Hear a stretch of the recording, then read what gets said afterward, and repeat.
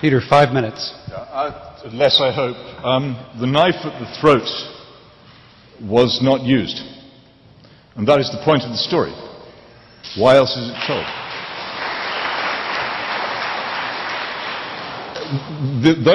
One of the fascinating things about those who seek to sweep Christianity out of this society, and one of the things in Krista's book which is actively repellent, and the only thing in the book which I found actively repellent was a suggestion that Christianity should be treated as a form of child abuse and therefore driven out of education.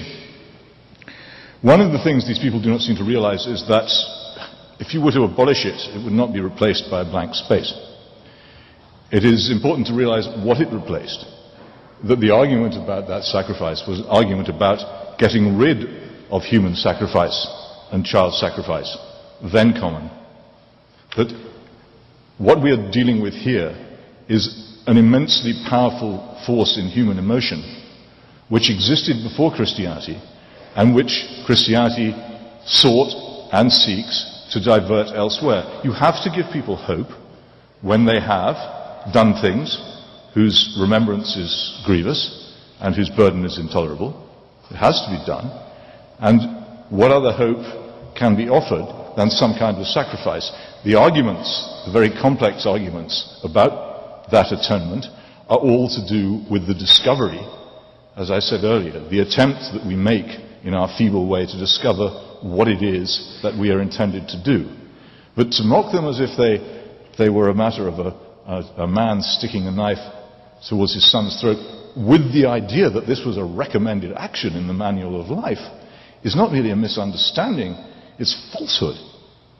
And really shouldn't be acceptable in civilized debate to speak as if something is being advocated when it is actually being preached against. And it is, this failure of understanding of the purpose of the thing, the failure to understand that it has any good or benevolent characteristics whatsoever. When it does produce good characteristics, in the book you will find that those who are Christians who do good things are recruited to the atheist cause. No, they didn't do it because they were Christians, they did it because they were something else. And if societies do anything bad, then the Stalinist state of the Soviet Union is said to have done those things because Stalinist communism was in fact a form of religion. You can't win. It's completely secular. There is nothing that anybody can do which is religious and which is based on a belief in God, which Krista will think is right, and if anybody does anything which is wrong, then it will be God's fault. And there is no escape from this circle, and I think it's very well exemplified in this misrepresentation of one of the central stories in the Bible.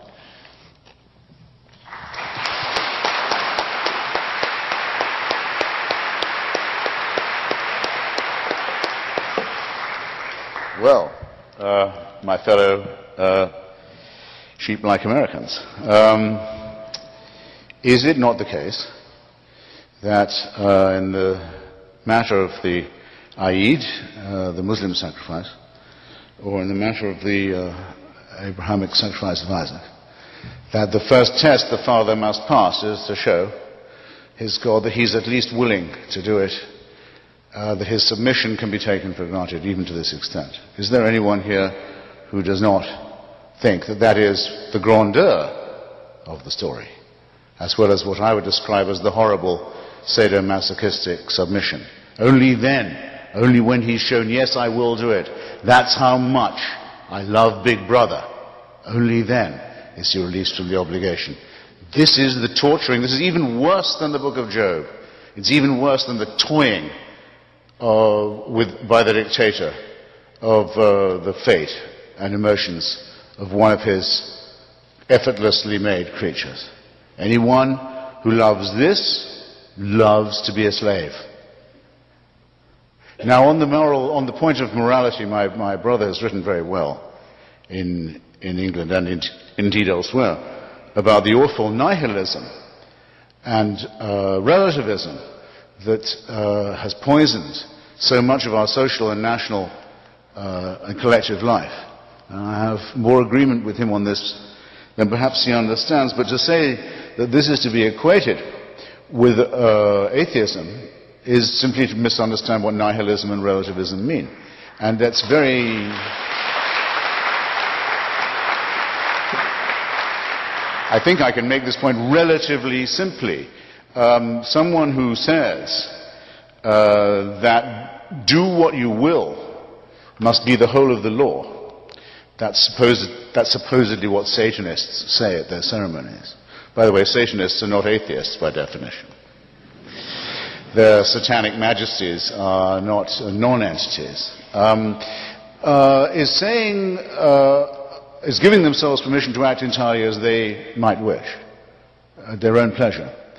How does the person who says, God is on my side, act?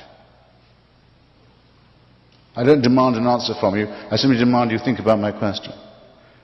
How do those act who say, God is on my side? Do they not act as if, do they not behave in Iran, in Iraq, in Bombay, in Beirut, in Belfast, as if they have the right to do anything at all because God has given them permission?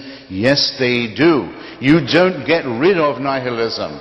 You don't get rid of relativism by claiming you have God in your corner. Rather, you make it possible for any torture, any cruelty, any child abuse,